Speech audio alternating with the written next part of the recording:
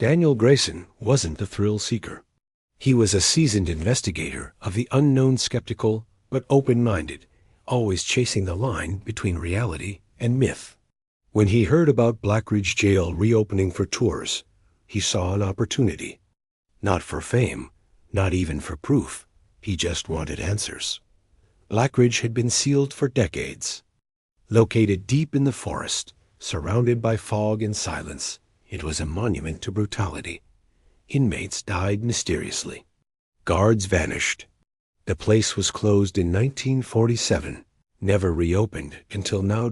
Daniel arrived just after sundown, armed with his camera. Gear, audio recorders, thermal sensors, and a small journal for notes. He planned to spend the entire night alone inside the jail, a test of courage and of truth. The front gates moaned open like something exhaling its last breath. Inside, time had rotted everything. Rusted bars, moldy walls, decaying mattresses. The smell was a mixture of iron, mildew, and something older like wet stone soaked in fear. He moved cautiously through the first floor, filming peeling murals of forgotten prison codes. His flashlight skimmed across old messages scratched into walls. Let me out. He watches. Cell 13 is the gate. Daniel paused. That one cell 13 was why he'd come. According to legend, a prisoner had once been locked in there for murdering 3 guards. No one knew his real name. He was called the Hollow because he never spoke, never ate, and never blinked. One morning, his cell was empty. The door still locked, his body gone. But the blood, so much blood remained under his cot. Daniel checked his map. Cell 13 was at the far end of D-block solitary confinement. He made his way there, each step echoing like a warning. The deeper he went, the colder the air became. Cell 13 sat alone at the end of a hallway, the metal door barely hanging on its hinges. Its number was nearly worn away. Daniel paused, hands trembling slightly, not from fear, he told himself, but anticipation. He stepped inside.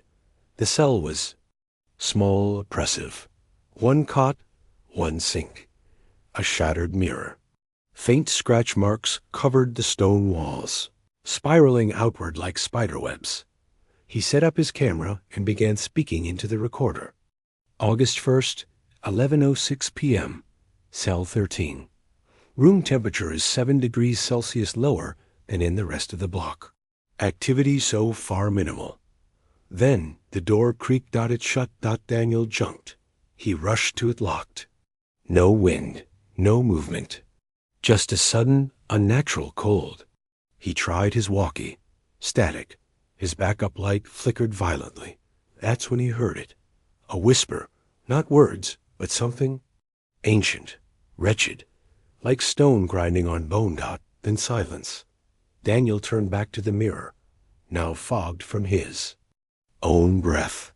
But his reflection wasn't mimicking him. Tilted its head. Smiled. He staggered backward, dropping his flashlight. He hit the wall hard, and behind him, the stone gave way.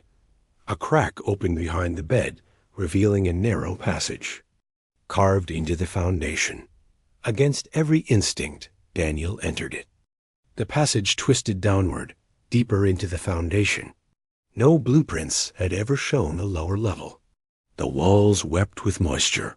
Chains lined the path, rusted and coiled like snakes. Daniel's flashlight barely pierced the dark. Then, suddenly, it illuminated faces carved into the walls. Screaming, eyeless faces. He kept moving. At the end of the passage, he found an underground corridor line with cells not made of steel, but of solid stone. The bars were bones, fused into the walls. Inside each cell stood a figure. Each looked exactly like him. Their mouths opened. No sound came out, just a wind that rushed through the tunnel like the breath of a Darien god. Daniel ran, heart pounding. The faces watched, the shadows chased. A great groan erupted behind him, as if the jail itself was waking up. He collapsed in a dark chamber, and the walls lit up etched with moving symbols. Glowing faintly red dot in the center was a chair, bolted to the ground. Shackles at the arms and legs. He heard a voice behind him, deep, gravelly, and all too real. "You found my seat." He turned and saw nothing, but the air around him twisted, folding in. Daniel awoke in the chair, wrists and ankles bound. His camera was gone, his backpack discarded. The temperature was freezing. His breath hung in the air like smoke. The chamber pulsed, alive. Shadows crawled across the ceiling dot from the far wall. Emerged the hollow tall, draped in decaying prison garb, mouth sewn shut with barbed wire. Its eyes were pitch black, bleeding down its cheeks like ink dot. It came forward and leaned close. Daniel thrashed, screamed. No sound came from his own mouth now. The hollow raised a hand, placing its fingers on Daniel's forehead. Images flooded his mind. Executions, torture, guards laughing as inmates were beaten, bodies buried beneath the floors. He saw his own face, distorted, screaming endlessly in cell 13. Over and over.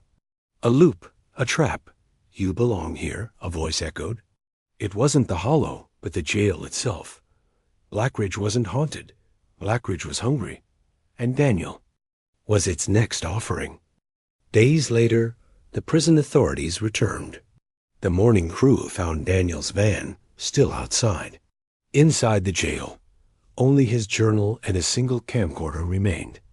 The last recording was 6 minutes of static. Then, a face, not Daniel. Something wearing his face, speaking in his voice, repeating, "I never left."